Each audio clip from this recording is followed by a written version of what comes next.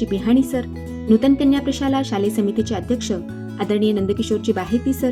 संस्थेचे प्रशासकीय अधिकारी आदरणीय प्राचार्य डॉक्टर शरद कुलकर्णी सर, प्रशालेच्या मुख्याध्यापिका आदरणीय पाटील मॅडम,